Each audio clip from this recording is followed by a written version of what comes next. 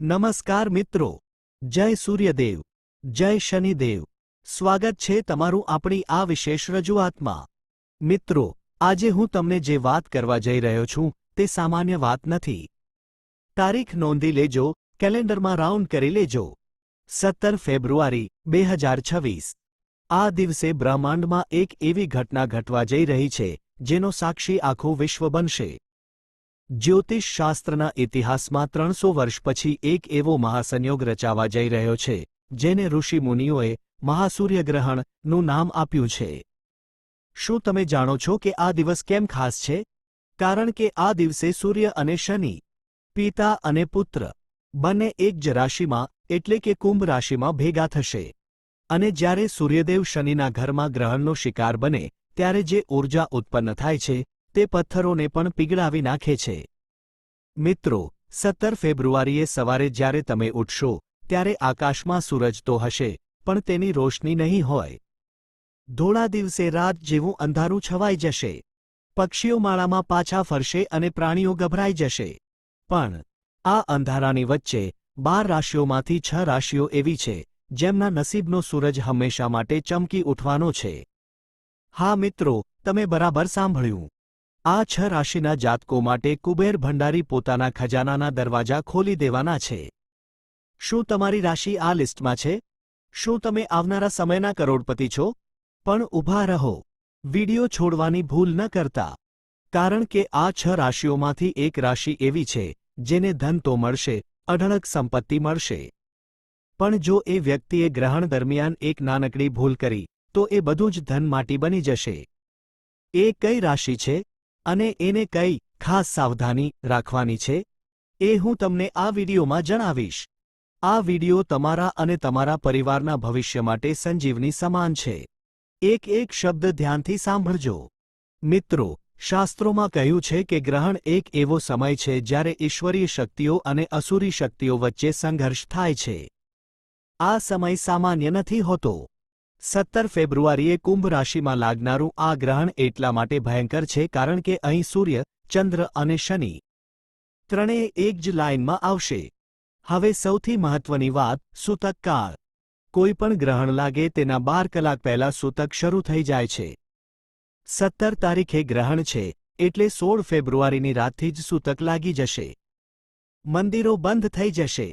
દેવ પૂજા વર્જિત માનવામાં આવશે. ઘણા લોકો પૂછે છે કે સૂતકમાં શું કરવું? તો યાદ રાખો મિત્રો, સૂતક કાળમાં મૂર્તિ પૂજા નથી થતી પણ માનસિક જાપનું ફળ 100 ગણું વધી જાય છે.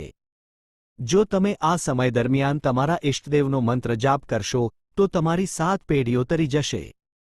આ સમયને ઊંઘવામાં કે વાતોમાં વેડફતા નહીં. ગર્ભવતી મહિલાઓએ ખાસ આ સમય દરમિયાન ઘરની બહાર ન નીકળવું અને તીક્ષ્ણ વસ્તુઓ જેવી કે ચપ્પુ કે કાતરનો ઉપયોગ ન કરવો. હવે તમારા હૃદયના ધબકારા સંભાળી લો કારણ કે હવે હું એ નામો જાહેર કરવા જઈ રહ્યો છું જે રાતોરાત રાજા બનવા જઈ રહ્યા છે. 1. મેષ રાશિ, એરીઝ. સૌથી પહેલી અને અગ્રેસર રાશિ છે મેષ. મેષ રાશિના જાતકો, તમારા ચહેરા પર સ્મિત લાવી દો. આ સૂર્યગ્રહણ તમારી કુંડળીના 11મા ભાવમાં થવા જઈ રહ્યું છે. જ્યોતિષમાં 11મો ભાવ એટલે લાભ સ્થાન, ઈચ્છા પૂર્તિનું સ્થાન. તમારા જીવનમાં જે પૈસાની તંગી ચાલી રહી હતી, કરજ વધી ગયું હતું, તેનો હવે અંત આવશે. જો તમારું કોઈ સરકારી કામ અટકેલું હોય, કોર્ટમાં કેસ ચાલતો હોય, તો 17 ફેબ્રુઆરી પછી નિર્ણય તમારા પક્ષમાં આવશે. નોકરીમાં પ્રમોશન અને પગાર વધારાના પૂરેપૂરા યોગ છે. જે લોકો બિઝનેસ કરે છે તેમને કોઈ મોટો કોન્ટ્રાક્ટ મળી શકે છે.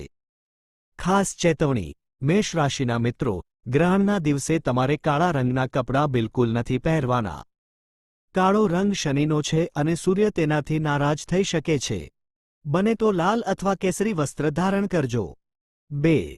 વૃષભ રાશિ, ટોરસ. હવે વાત કરીએ બીજી ભાગ્યશાળી રાશિની, વૃષભ રાશિ.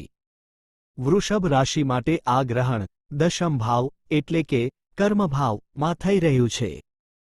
મિત્રો, કર્મભાવમાં સૂર્યનું ગ્રહણ તમારા કરિયરમાં મોટો વિસ્ફોટ કરશે, પણ સારો વિસ્ફોટ. જો તમે બેરોજગાર છો તો તમારા માટે નોકરીની તકો સામેથી ચાલીને આવશે. તમારા પિતા સાથેના સંબંધો સુધરશે અને પૈતૃક સંપત્તિમાંથી મોટો લાભ મળી શકે છે. શેરબજાર કે રોકાણ સાથે જોડાયેલા લોકો માટે આ સમય જેકપોટ સમાન છે. તમે માટીને અડશો તો એ પણ સોનું બની જશે. ઉપાય: આ દિવસે તમારે કોઈ ગરીબ અથવા જરૂરિયાતમંદ વ્યક્તિને ઘઉં અથવા ગોળનું દાન અવશ્ય કરવું. તેનાથી તમારા ઘરમાં બરકત કાયમ રહેશે. મિત્રો, વિડિયોના શરૂઆતમાં મેં જે ચેતવણી આપી હતી તે સમય હવે આવી ગયો છે.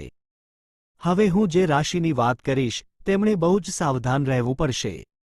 3. મિથુન રાશિ. જેમિનાઈ મિથુન રાશિના જાતકો, ધ્યાનથી સાંભળજો.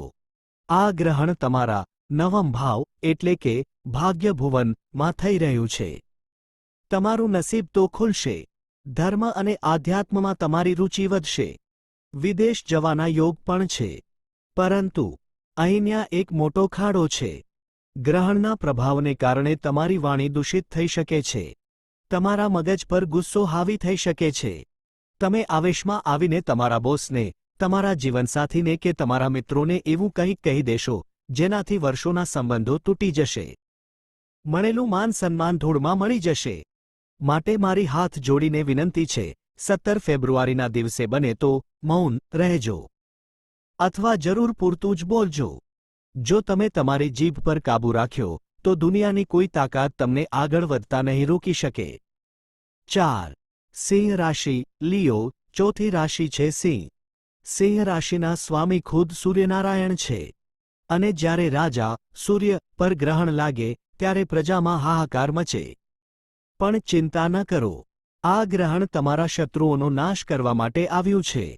જે લોકો તમારી પીઠ પાછળ તમારી બુરાઈ કરતા હતા, તમારું ખરાબ ઈચ્છતા હતા, તેઓ હવે તમારા શરણે આવશે. કોર્ટ કચેરીમાં તમારી જીત નક્કી છે. જે લોકો ઇમ્પોર્ટ એક્સપોર્ટ, આયાત નિકાસનો ધંધો કરે છે અથવા વિદેશમાં ભણવા જવા માંગે છે, તેમના માટે સુવર્ણ તક છે. તમારું સ્વાસ્થ્ય થોડું નરમ ગરમ રહી શકે છે, પણ આર્થિક રીતે તમે ખૂબ મજબૂત બનશો. મંત્ર: સિંહ રાશિવાળાએ ગ્રહણ દરમિયાન ઓમ હરા હરિ હરો સ સૂર્યાય નમઃ મંત્રની માળા અવશ્ય કરવી. 5. તુલા રાશિ. લિબ્રા. તુલા રાશિ માટે ગ્રહણ પંચમ ભાવમાં છે. પાંચમો ભાવ એટલે બુદ્ધિ, શિક્ષણ, પ્રેમ અને સંતાન. આ સમય દરમિયાન તમારી બુદ્ધિ એટલી તેજ ચાલશે કે તમે અઘરામાં અઘરી મુસીબતમાંથી રસ્તો કાઢી લેશો. શેરબજારમાં, સટ્ટામાં કે લોટરીમાં તમને અચાનક ધનલાભ થઈ શકે છે. ક્યાંક ફસાયેલા પૈસા અચાનક પાછા મળી જશે. જે દંપતીઓ સંતાન સુખ માટે ઝંખી રહ્યા હતા, તેમના ઘરે પારણું બંધાઈ શકે છે. પ્રેમ સંબંધોમાં મધુરતા આવશે.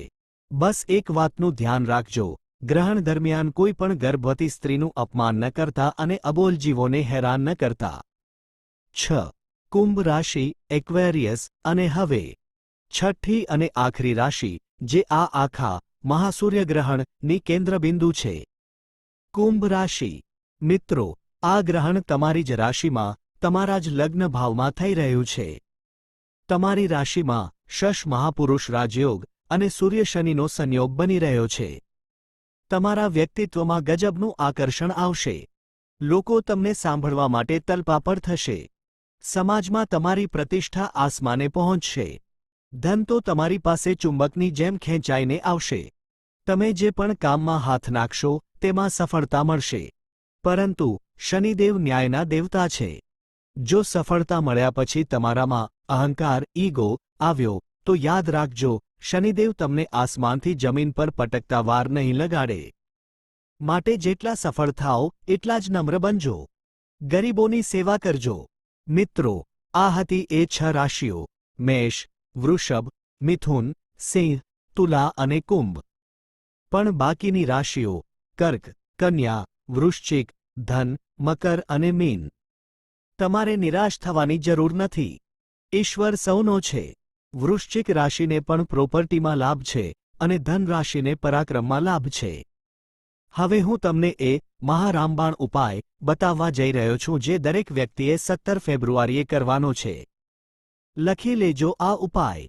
ઉપાય 1. સૂર્યને અર્ઘ્ય ગ્રહણ પૂરું થાય એટલે સૌથી પહેલા સ્નાન કરી લેવું. ગંગાજળ છાંટીને પવિત્ર થવું. ત્યારબાદ એક તાંબાનો લોટો લો. તેમાં શુદ્ધ પાણી, લાલ કંકુ અથવા ચંદન, લાલ ફૂલ, જાસૂદ હોય તો ઉત્તમ, અને થોડા ઘઉંના દાણા નાખો. હવે પૂર્વ દિશામાં મોઢું રાખીને સૂર્યદેવને જળ ચડાવો.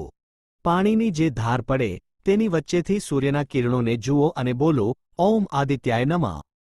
આ એક ઉપાય તમારા જીવનની ગરીબી દૂર કરી દેશે. ઉપાય 2. નાળિયેરનો ટોટકો. નજર ઉતારવા. જો તમને લાગતું હોય કે તમારા ઘર પર કોઈની નજર છે, તો ગ્રહણના સમયે એક પાણીવાળું નાળિયેર લો. તેને તમારા અને તમારા પરિવારના માથા પરથી 7 વાર ઘડિયાળની દિશામાં ક્લોકવાઇઝ ઉતારી લો. ગ્રહણ પૂરું થયા પછી આ નાળિયેરને કોઈ વહેતી નદીમાં પધરાવી દો. તમારી બધી જ પીડાઓ, રોગ અને દુઃખ એ નાળિયેર સાથે વહી જશે. તો મિત્રો, 17 ફેબ્રુઆરી 2026ના આ મહાપર્વ માટે તૈયાર થઈ જાઓ. તમારા મનને શુદ્ધ રાખો, કોઈના માટે વેર ઝેર ન રાખો. જો તમે સાચા મનથી પ્રાર્થના કરશો તો આ ગ્રહણ તમારા માટે વરદાન સાબિત થશે. કમેન્ટ બોક્સમાં અત્યારે જ લખો, જય સૂર્યદેવ અને જય શનિદેવ, જેથી તમારી હાજરી નોંધાઈ જાય અને ઈશ્વરના આશીર્વાદ તમને મળે. આ વિડિયો તમારા સગા સંબંધીઓ સાથે વોટ્સએપ અને ફેસબુક પર શેર કરવાનું ભૂલતા નહીં. પુણ્ય વહેંચવાથી વધે છે. ફરી મળીશું આવી જ એક જ્ઞાનવર્ધક અને રહસ્યમય જાણકારી સાથે. ત્યાં સુધી રજા આપશો. શ્રી શિવાય નમસ્તુભ્યમ. હર હર મહાદેવ.